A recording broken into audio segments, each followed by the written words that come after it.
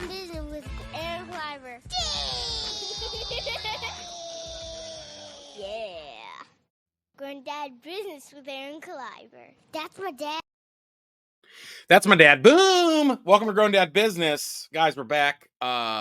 This week it's a different week. It's a special week. I have a guest, and I don't have my co-pro Sam. He is in the field right now. I think that's what you're supposed to say. I have no idea. No, I have one of my great friends on the podcast this week, this episode, because I wanted to talk to him, and I've never had him on the podcast. Because I'm like, you know what? He's never had kids. But I'm like, you know what? Now Grown Dad Business is just all kinds of dad business, grown dad business, nerdy stuff.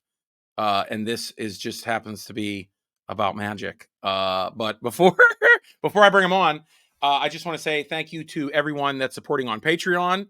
If you're watching on there, thank you so much. If you're watching early, if you're watching some of the extra stuff, thank you so much. Maybe we'll have something extra today for Patreon. I don't know. We'll see what we have in store. I don't know. If you're listening, thank you so much. You're listening in your car, at work. You're the best.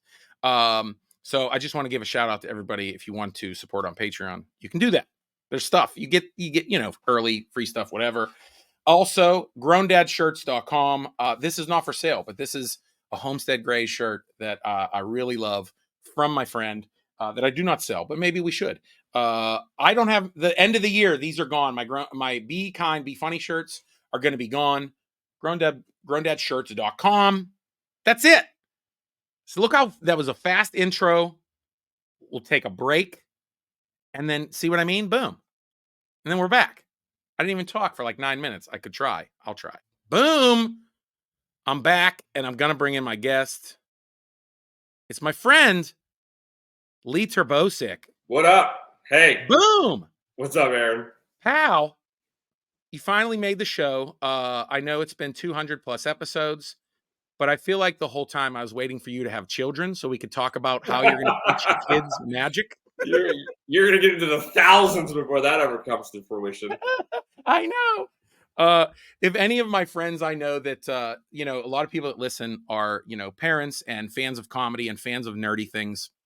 I don't know, like I maybe thought they didn't want to talk about magic or whatever. And I was waiting for you to have kids, like I said. But yeah, we're going to wait a while because what I want to tell my listeners is that Lee is one of my professional friends who has given everything to his career.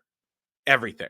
Thank you, man. You really, because like me and my wife, we were like, hey, you know what? Let's try to have a kid and also work in showbiz. And that's hard. Well, that's very tough. So God bless, you did it. Boom. I'll cut that out. Okay. Yeah. When it went really small, bro, you looked bald for a second. Well, that's my hairline. Check that out. Jeez, I was like, is that some type of overlay that you just had happen on this camera? No, I don't have a bald filter. That'd be stupid to do that. No, I also would like to introduce Lee. Lee and I are close friends, so I might say a couple things that you're like, what are you guys talking about? So I'll say everything that makes sense to people. Lee is also, I want to introduce you as also one of my friends that I envy for another reason. There's very few people that I am like friends with, like in Pittsburgh, because you're from Pittsburgh, you live in Pittsburgh. You're also one of a few friends that I envy your hair. Speaking of hair. So every time I see you, and if people know David Highfield from Pittsburgh Today Live, you're two of my friends that I always go, nice hair. It looks good. It looks hair, huh? Because we try for the same thing. I just don't have the volume as you guys. Yeah.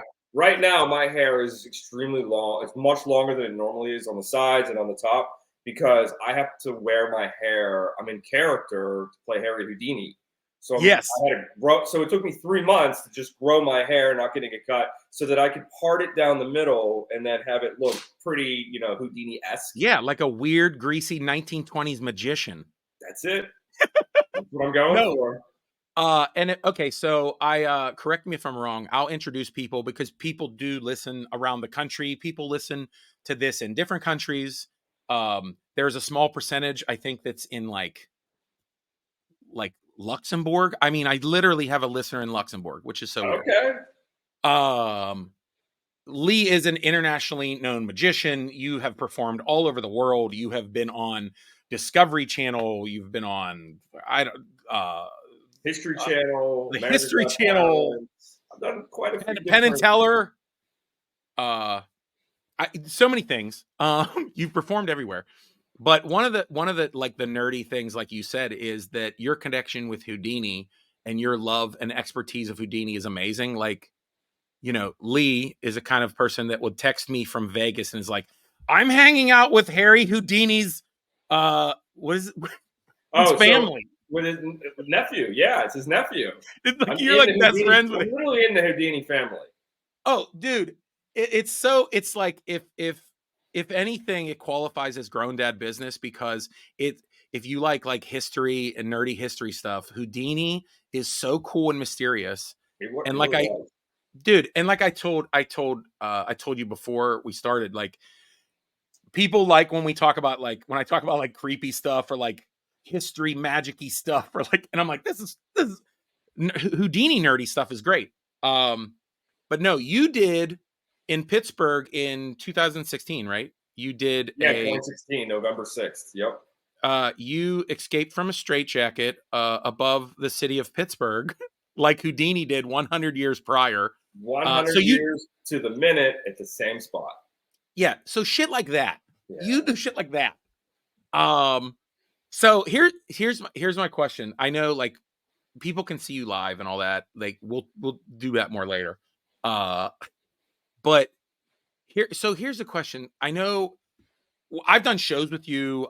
We've done probably 100 shows together over the last 10 years, easy. Fundraisers, corporate stuff.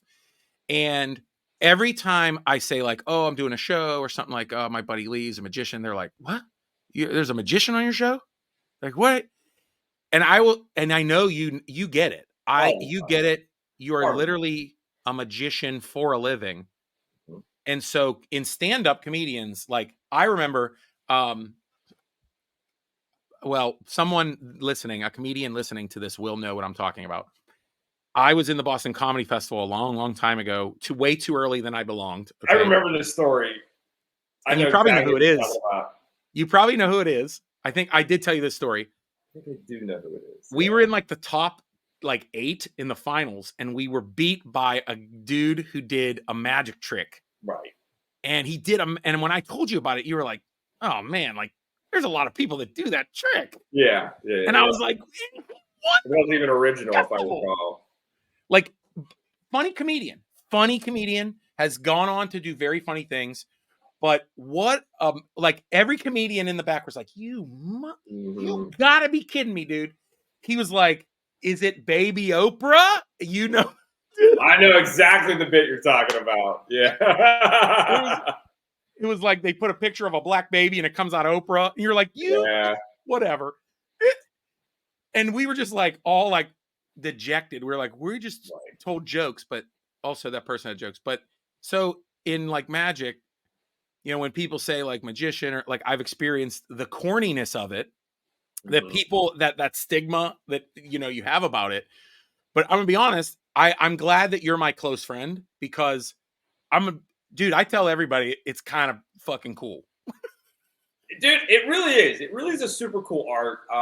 It just has this lens that people view it through that's all they see. They kind of just see the top hat and the tails and the doves, and that's all they think magic really is. When in actuality, magic is incredibly deep. It uses psychology. It uses incredible dexterity. Yeah. There's physical prowess that is needed to do, you know, the stuff that's like, you know, escaping from straitjackets, hanging upside down. I mean, all these different things get rolled into the art of magic, but unfortunately, those tidbits are the things you got to go discover. Well, you like, I know people will go look you up if they don't know you from listening, and like, you make it cool. Well, I try. And cool. But you know you have to. And like, and people are exposed now more, I guess. Would you say? Sorry, I jump around. I think people are. I would say like shows like AGT are kind of helping, right? Oh no, those shows, like from the very beginning of when AGT even started, I saw that it was going to have a major change on magic and magicians' lives. And then there's been so many shows that have come since then, you know, with the Fool Us, with the Penn and Tellers, and You know, and Copperfield has been off the air. He hasn't really done a special in like 15 years. But we've had other guys. I mean, there's David Blaine. There's been quite a few. And speaking of like a comedian magician, guys like my buddy Justin Willman, who has a show who has a fantastic show on Netflix, Magic for Humans. And then guys like me who are more about the art or the historical significance of magic. And then for me to do Houdini 100, that stunt kind of took me in a completely different realm of magic. That I never thought I would be in, but I ended up getting into like with Discovery Channel and going on, crazy trips around the world to try to find secrets about Harry Houdini. I love that. I remember, like, because if people don't know, like Lee and I are kind of we're creative friends. We throw each other ideas and just talk through all kinds of things, and so I know that I was excited for you when you really started leaning into, because dude, I remember you. Not we were friends, but I remember when you were a magician at Pizza Hut around the area. Boy. Like, yeah, I mean, well, that was a long time ago. Okay, we'll talk about that. That's a whole other subject that people want to talk about probably. But no, what I meant to say was that creatively, I think that when you started making that move into like, you're the Houdini guy. Yeah, I kind of ended up in you didn't do that. It's not like I'm compliment you in a way, like you weren't like, oh, I'm grabbing onto this, or I'm, you knowing you since we were young chaps. Yep. Your love for Houdini and the history of Houdini, it's almost like you've what do people say now, manifested. It's like almost like you getting to be friends with George Hardin and like and you just like getting to know more and more of the history, and you having the idea to develop the show in Pittsburgh 100 years later. I think that's a pretty cool niche to, not that you've chose it, but it's just like, if anybody else does it, you're like, well, you kind of have to talk to Lee about this. Like, yeah, I know. And in the early days, it really wasn't like that. Obviously, I was in the sleight of hand magic, and stand-up comedy magic, illusion. I loved everything about the art of magic. And obviously, every magician gets kind of introduced to Harry Houdini at some point, right? Whether it's the very beginning or you start learning about some of his shenanigans when you're coming up in the career. And that happened for me. I was a young kid doing magic at a Pizza Hut. I remember, my English teacher in like 8th grade had assigned me a book report on Harry Houdini, and because I was doing magic tricks in the cafeteria and stuff, so she was like, "Well, this would be great for you." That book report just has never ended. It's still going on right now, and it got even crazier as I started to discover Houdini history with Pittsburgh. So growing up in the city and loving Pittsburgh, and then loving magic, and starting to fall in love with the magic of Harry Houdini, and then merging the two, it's kind of when it all sort of come together for me, essentially. I love that. I have talked about that on this podcast. People will relate to that because I do talk. I mean, I talk personally about me, Lee. You like, because Lee doesn't listen to my podcast, and no, what I mean is, I'm finally on it for the first time. I know, but like, people understand what I talk about on here, but then what we know about each other, and so I've talked about before about like finding that passion throughout life, like because I talked about how many jobs I used to have and how all of those kind of jobs and interests at this point still leads me to be an entertainer and producer and a content creator. You know what I mean? And those things that happen in your life where, like you said, that book report never ends. I kind of feel like I said, like, I think that's like finding your gift, like finding your dream job. Yeah, and if you can hold on to it as long as you can and ride it, you'll find success and you'll find happiness. It's just a bumpy road sometimes when you're in the arts or when you're in, a very unconventional way to make a living. But speaking of those early days, though, doing magic at the Pizza Hut, those were great growing moments for a young kid. I was a shy kid. And so for me to walk around a restaurant as a 13-year-old kid doing magic tricks, that was totally not me, but it became me. And it opened up my personality and the magic that I would be performing for people. And it just snowballed, and it has just never ended. Everything has just led to another thing, another thing, another thing. And it just constantly has been that for literally 30 years, over 30 years. I've never had another job. That's one of the things I'm so proud of, is that I've been a magician every single day since I was 10 years old. So. Yeah, I mean, I know like comedians can say that sometimes, like, because I feel that in a way where I've had all these jobs, but like I was saying, like it kind of like it's still like you weave through that path. But I feel like you came up in magic almost like one of our friends come up in sports. Does that make sense? Yeah, kind of like no, like think about it. Like you're like growing up. Okay, we're middle school boys, right? And our one friend, like we all kind of like, you know, are like good at like baseball, right? And then our one friend's like, "Oh, I'm playing for this special league." And you're like, "What?" Mm-hmm. And then their friend's like, "I don't go to this school anymore. I go to a prep school." You're like, "What?" And then that's your friend. You're like, "I pitch for the Colorado Rockies now." You're like, "What?" Yeah. Oh, yeah. Because it's like one of those things that you've done since you were a kid. That's like, it's that kid that you're like, yeah, they're a quarterback now. Like, of course they are. Like, that's all they've ever done. That's like, all they've ever done. Right. It is, or sense. it's like, you know, the kid who's like, you know, the kids who are just like, yeah, they do dance. And now they're going to New York to study dance. Like, that's what they do. And then they're on Broadway. You know, it's like, of course, they're destined to go to this process to get them to those points. And then they come back home and they open their own dance studio. Right.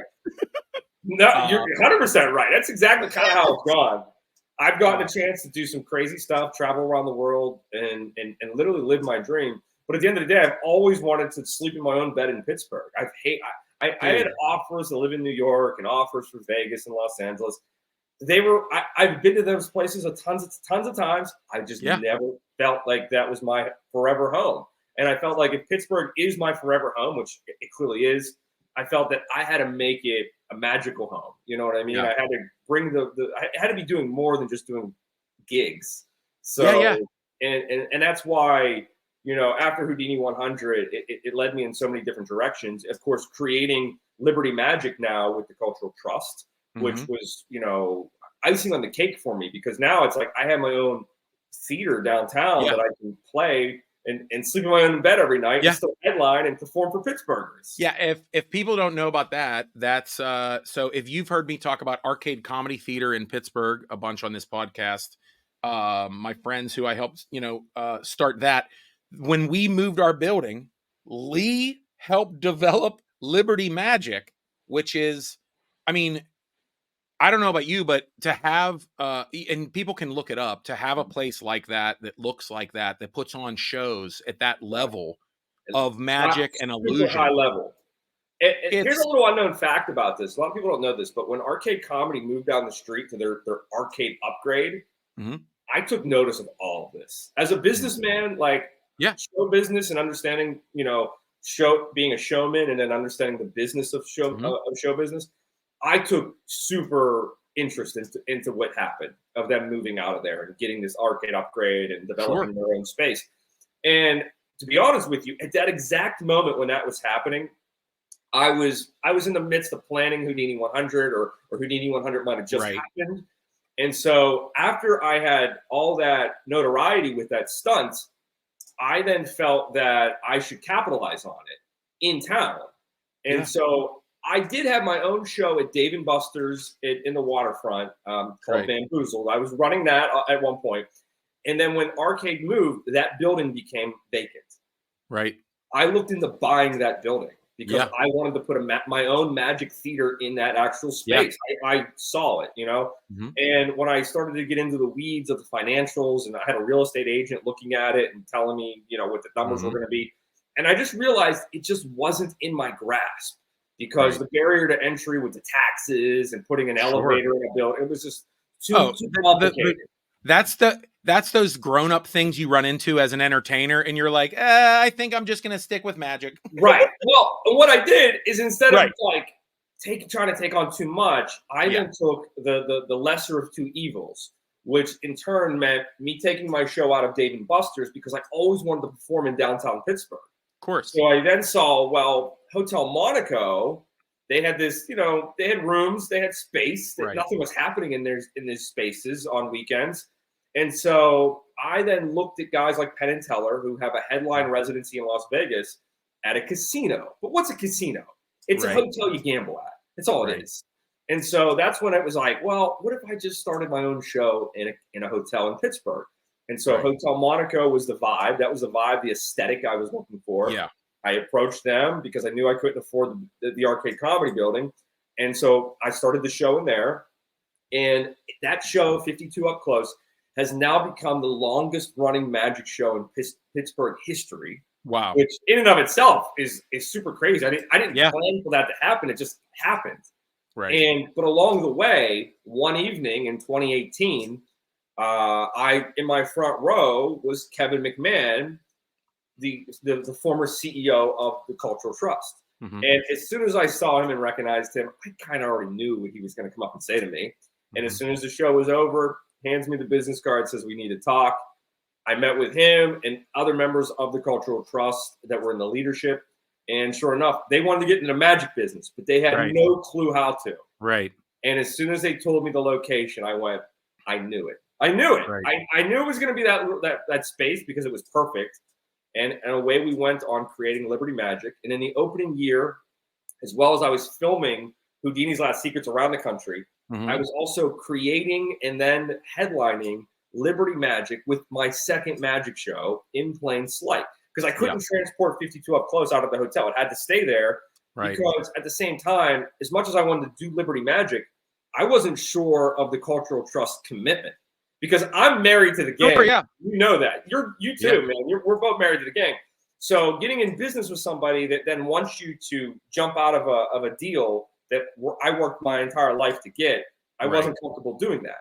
So I decided to say to the Monaco, hey, instead of me doing this show 150 times a year, I'm unfortunately only going to do it 52 times a year, which sticks with the branding on the show. Right. And that freed me up to have some time to go headline Liberty Magic 100 times in the opening year with them going. Yeah. So it was like that year, I literally worked 365 days. I didn't get a day off. It was incredible. You know what, too? And I, you and I, we also, share in like, we have decided to kind of, like we said, kind of stay where we are. Mm-hmm. And I feel that is the one thing that I feel like over time that to where the pandemic hit, where it almost was to our advantage. Does that make sense? Like, sort of, yeah. Because if you lived elsewhere and you couldn't do shows, you were coming home. What I mean was, we were home and we didn't have those types of crazy expenses or that overhead. Yeah, we were able to manage it in a way. Yeah, I mean in a bigger sense where I feel like you did those big shows around 2016, 2017, and that is the same time that I was like, I think we have to move like in order to make this happen. Oh, I remember. And those so, but we didn't, because we were like, well, here's what we're going to do from here. Here's what we can do. And I felt like, you did this similar thing where you could have, like you said, you could have moved any moment, like you could have made that happen. But it's just like, then getting into the pandemic, it's almost like, oh no, this is lending to staying at home. And so now coming out of this, like, we're podcasting from video. Right, like right. 3 years ago, I'd be like, oh no, you have to be in my living room. Like that's the only way to podcast. Right.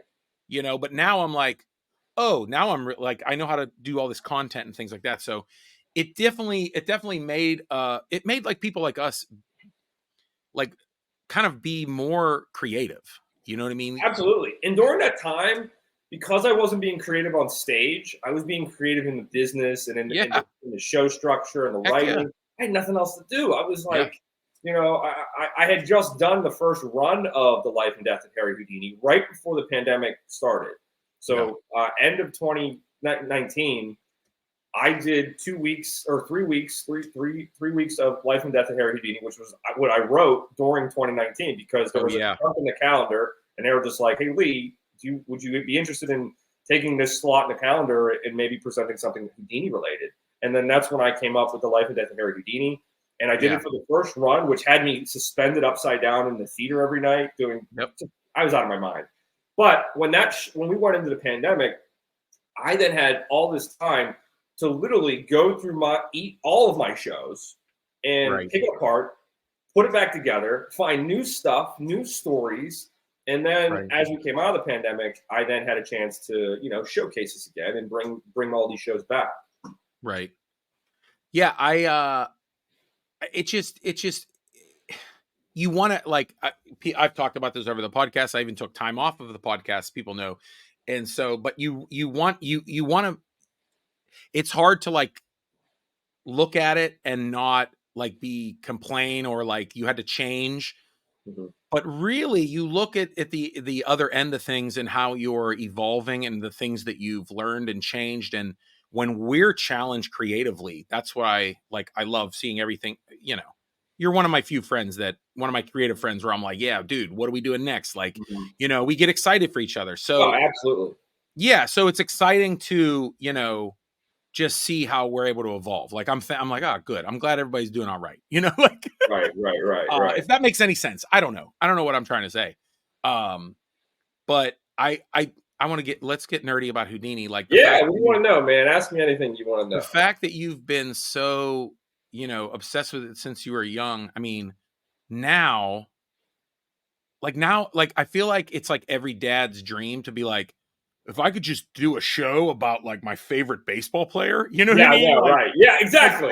That's what happened to me. Right. Like if you so for everything that we do things that we love to do. Like, like I get to go on stage and talk about my family and they pay me, and you get to, wow people and like make people go cross-eyed, like by the stuff that you do. And so, no, that's exactly what it's like. It's like you getting paid to just say like, hey, just come give talks about your favorite person. But then you get to almost channel them. You get to like about being an actor and being an entertainer is that I got put into this little shoebox of where I get to be the greatest magician of all time, and I get to play him on stage and tell my interpretation of what it would be like to have a party in his living room. I mean, I dreamt all these things up. But like, that's what I was supposed to do. Like, that was the job. That was the requirement. Create something that like people would resonate with. And so me having this, this allure to Harry in more ways than one. It wasn't that I was a super fan of him growing up. It was that I respected how much work in his dedication that he put into the craft that I now get to stand on his shoulders and present. Right. Is it a kind of a thing where like you grow up knowing who the best is, right? Like you're just like, you're like, oh yeah, like that North Star, right? He's like he's the Babe Ruth, Exactly. And then it's like the more you get into the craft and the more, like I could say, okay, this is right. I'll use the example that's perfect. Like Steve Martin, like I'll grow up and, I'll watch Steve Martin and he's silly. And then I'll listen to his stand-ups and you'll understand different things that he's doing. But then as you get older, what's that? And he's a magician. Yeah. Oh, yeah. Steve Martin is 100% started as a magician at Disney. My buddy used to perform with him. Oh, that's amazing. At Disney World. Yeah. That's amazing. Dana Daniels. They started out in that world together. That's crazy. Steve Martin went on to have, Steve Martin's career. But see, you and I wouldn't know and appreciate that about Steve Martin until we evolve kind of knowing and studying that creative art, now I look at Steve Martin, I go, of course he did magic. Mm-hmm. Like you see his little mannerisms and his little things and everything is calculated and, you're like, but you appreciate that later. And so, being able to, reach at a point where you're like, let me tell you all about Houdini and all these ins and outs and like, you're able to understand that better. It is super nerdy. It is like super nerdy. I go into some weird channels of magic history and Houdini stories that, I didn't think I would be reading about. I love it. Trying to learn about, but I have digested all of it because it's all part of his life. And you never know where those stories might take you because Yeah. that has happened to me. I have started to find things that have led me to other things that have now led me to this that I've discovered that have changed, that have actually changed things about who he is to me, if that Oh, makes for sense. sure. Yeah, yeah. So, Yeah, I mean, and the one I can and the one I can tell you about actually is I didn't know. I understood that Harry was a collector hmm. of like books and posters, but what I didn't understand is how big of a collector he was of art. Oh, He was a big time collector of art and antiquities and magic secrets. He preserved a lot of these things in his career and in his home. He turned his whole house into a museum. And to I be really honest with you, that's kind of what has happened to me. And I can see that's what's happening to you too. yeah, no, So, well, isn't it funny? I feel like every like 3 or 4 episodes of my podcast, I mentioned that I'm sitting in a room covered with art and film right. and music and Secrets. design. And Yeah. my favorite things, it's just like it's Well, it's surrounding your inspirational for us, right? It helps. yeah, no, I completely and I know what you're talking about just because we're closer friends and I have seen the photos of like Houdini's like house and things and all that you've showed me and the things that you've collected and I've seen what you've collected, which we could talk about that in a second. Uh, but like I feel like it's like you continually want things to inspire you. It's really Yes. just it's almost like it has a little bit of I think you and I believe that when someone who is talented, now, and anyone listening, I'm turning around looking at my room, like when someone makes a Mondo poster behind me, right? Mhm. And they only sell 120 of them or 200 of them, that's amazing. There Mhm. is I feel like a piece of energy that creative energy that like, and so if I think that about art, can you imagine what magic like you are Big a time. physical art, comedy, music, it's a physical manifestation of creativity. It's unbelievable. Yeah, when you're using like props that were owned by Harry Houdini, I Dude, mean, they that's were in wild. his hands. Yeah. It literally channels into you and makes you want to create and be, essentially present something just like he would. Right. And in terms of the art thing, like I had been very lucky to um, acquire a couple of his artifacts that I have here that I keep in my home, Dude. and one of them is a piece of art Yeah. that he had in his house. And I came after owning the piece of art and starting to do my history on Harry Houdini's house and his art collection. Mhm. I began to figure out that this piece of art was very significant to him, and Wow. and it meant a lot to him. Almost maybe one of the most important pieces in his collection. And so I know that whenever he would walk by in his house back in the 1920s in Right. Harlem, and he would see that piece of art on his wall, I guarantee it inspired him. And so having that same piece of art on Wow. my wall helps me inspire me. What is it? Well, I can't show it. No, no. This just briefly just say what it is. I will describe it. And here's why. Because I'm currently working on a new documentary Yeah. on this piece of art. I'm going to be filming the second half of it next year. And it'll be coming out at a later date. But the Mhm. piece of art, it's about this big. It's a little etching. It's in a little wooden frame. It's very fragile. The etching is from 1860, so it was printed before Harry Houdini's birth in Right. 1876 So it's an or antique that 1872. it's an antique that he acquired that he liked. Right. So it was an antique that he acquired around Right. 1900, and it hung in his house at 278 in one of his rooms. And what it is, it's an etching of Moses turning the staff into a serpent in front of the Pharaoh. So Yes. it's technically a scene from Genesis, right? Oh From the yeah. Bible. Now, Harry Houdini, a Jewish man and very devout in his religion, but also a magician.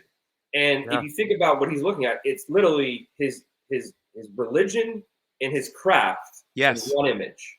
And And that type of thing you just don't find together. that it gives me chills. It's an Right. incredible piece. And so Yes. what I plan on doing with it, and what's going to be part of this documentary, is I'm researching the hell out of it and trying to find Mm. everything I can, all the nuances and the tidbits about it. And what I'm planning Mm. on doing is with my buddy George Hardeen, a Houdini. Yeah. He's going to be accompanying me on a little trip, and that we're going to take this piece of art owned by Harry Houdini, and we're going to take it Yeah. home. and it's going to go back to the house, and it's going to go back to the wall.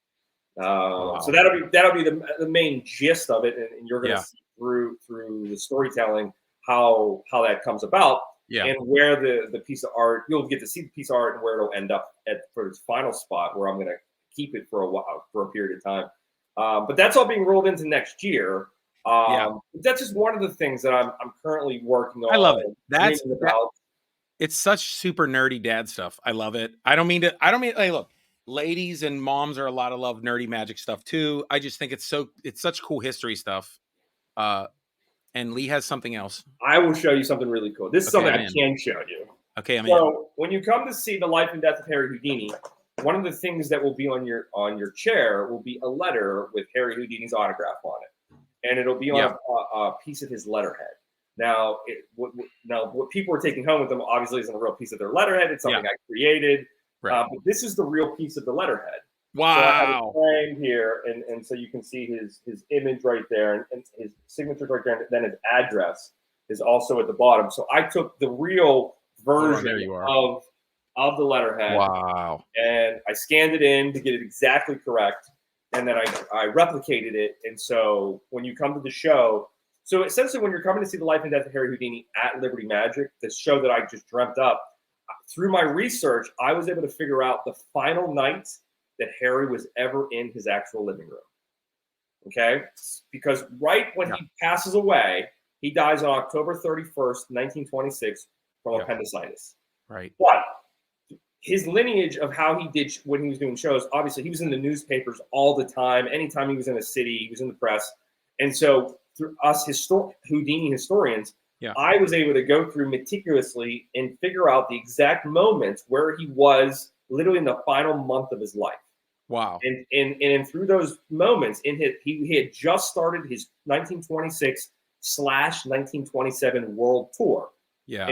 But he was still in the East Coast. He was so on October 7th, he was in Connecticut. The next day he has something going on, and he ends up coming back to New York City, his home, on October 9th.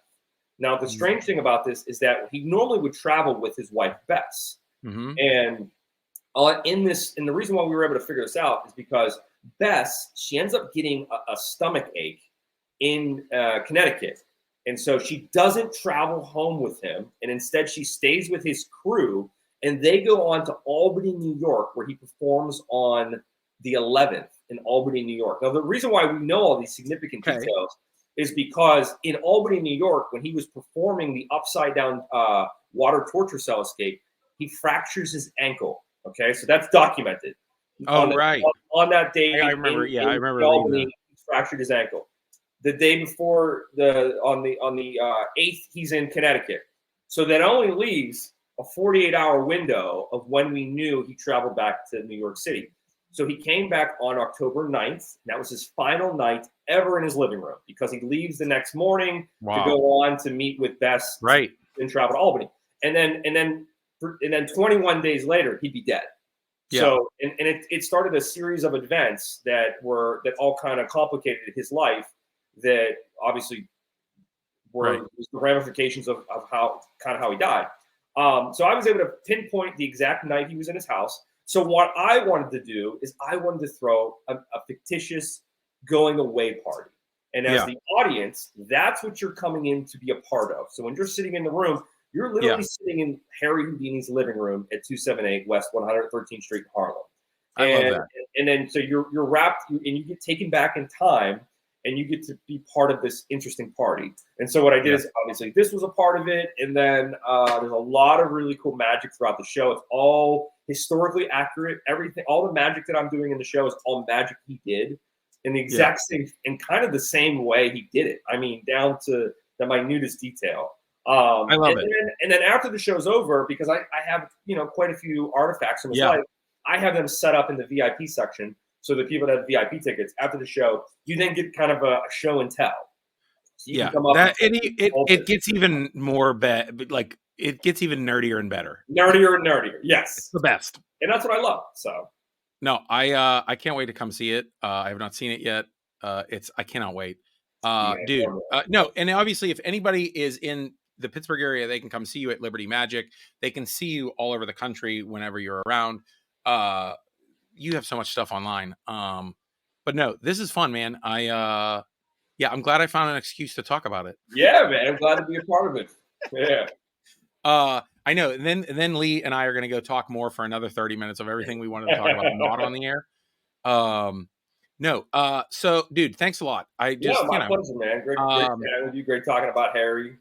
Dude, it's such a nerdy thing. And it's, I guess once you started adding history, it started becoming Grown Dad Business. It is a grown dad business. You are, I will say, you are reaching an age. We are reaching that age where we have to get into nerdy history stuff. And mine is, I guess, World War II tanks and aliens, and yours is Harry Houdini. You know what, though? I was also a World War II kid, too. I loved learning about World War II. My grandfather served. He was a Marine. He was in Iwo Jima. Yeah. Fought in World War II. I mean, I remember as a young kid, him telling me these war stories. Scared the hell out of me. It's just like, we reach that age where it's like, I guess, I don't know. Do you start appreciating history? What is it? Like, I think you do. I think you get to a certain point in your life where you look back on where we've come as a society and as a nation and as humans. As humans.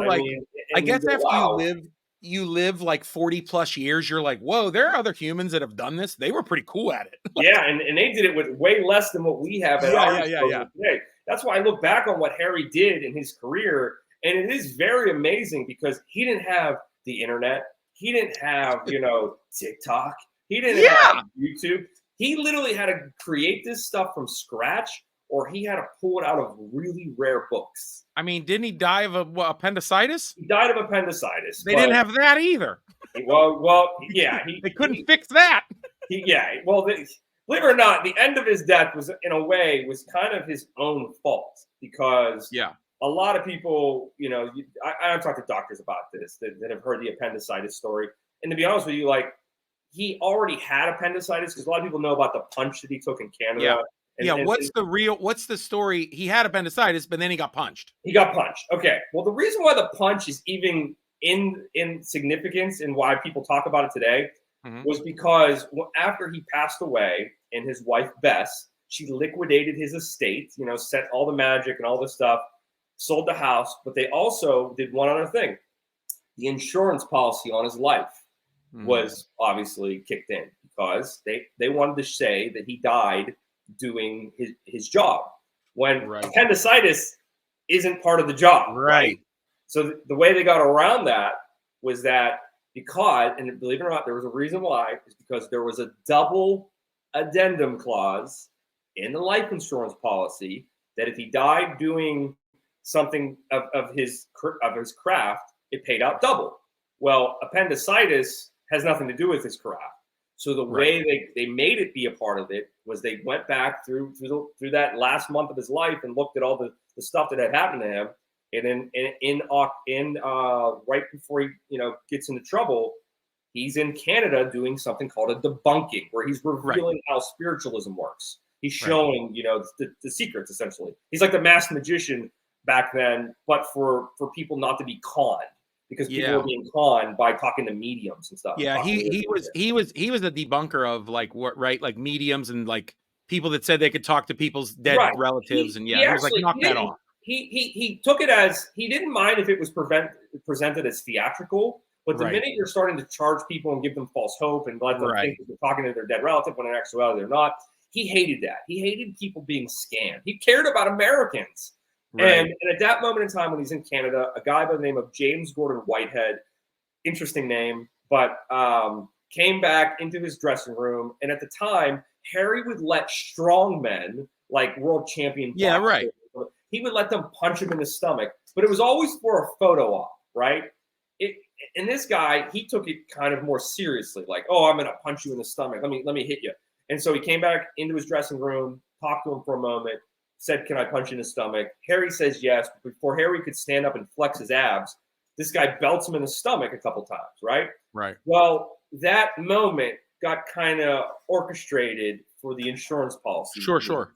And so that is how it got attached to the story. Because I've talked to doctors, they said he definitely had appendicitis at this moment. There's no way a punch to the stomach triggered appendicitis. Right. And there's no way that having appendicitis and getting punched in the stomach would then cause you to instantly rupture your, it doesn't work like that. It doesn't work. So Houdini's last trick, insurance fraud. Insurance fraud. It wasn't his last trick. It was his wife's, really. He didn't really have anything to do with it, but his wife's last trick, insurance fraud. Doubled the money on the payout of the insurance. And that's kind of how it all kind of stems I think they deserved it. They did, but he was already the richest magician in the world, one of the richest entertainer in the world. And what's super cool about at that moment, he passes on, his wife, she liquidates his entire collection, and it goes out all over the world, right? Well, since then, guys like me and other Houdini historians have tried endlessly to get these things back, into the right hands. And the one person that has done the most has been David Copperfield. And he has a secret warehouse in the Las Vegas desert where a majority of these things are amazing. And of course, me being a Houdini fan and of course a fan of David Copperfield, I took my buddy George Hardeen to meet David Copperfield after we finished filming Houdini's Last Secrets in 2019. We went to Vegas, because I knew that if I introduced David Copperfield to a relative of Harry Houdini, I knew magic would happen. And so that's what happened. I watched David Copperfield literally become a kid. He was instantly like, oh my God, he's in the presence of magic royalty. Yeah. And so he then invited myself and George into an incredible experience of going into his museum and seeing all this stuff for real. And I remember you telling me about it, and I'm stuff, man. Yeah, it was next level. I'm still envious. It's amazing. Yeah. So that's how, and so all of that information I then took and put it into the Life and Death of Harry Houdini, which is on stage now through December 3rd at Liberty Magic. I love it, dude. That's it, and that I will say that is, I don't know what to call it, but like the nerdiest like dad moment of your life is probably hanging out in Copperfield's private collection. That's walking the halls of that museum with him in a Houdini and myself. It's like, I don't get it. I'm not, why am I part of this equation right now? But I'm the glue that brought it all together. But it wouldn't happen if I didn't dream it up, and that was the plan. So it's ridiculous. It's one of those next level things that I'll always remember and look back on with a lot of great memories. So dude, that's wild. Well, everyone can look you up. They know how to type in your name. They see it. Bro, I love you, man. Thank you. Thank you. Great seeing you. Great talking with you. Thanks for having me. Hey, I'm gonna. Do you think that? Do you have something that you could do on camera real quick for Patreon listeners? Yeah. Oh yeah. No problem. Watchers. Yeah. I can do it. All right, bye, friends. We're gonna go over to Patreon, and Lee's gonna do a trick for some select friends. Yeah. This is the best. Right. You're the best, dude. Thanks Peace, y'all. I'm gonna outro the show, Lee. That's what I do. Do it. I'm gonna outro the show. You guys are the best. I usually, you know what? Let's go out playing Kid Mental. Boom. We'll be right back on Patreon.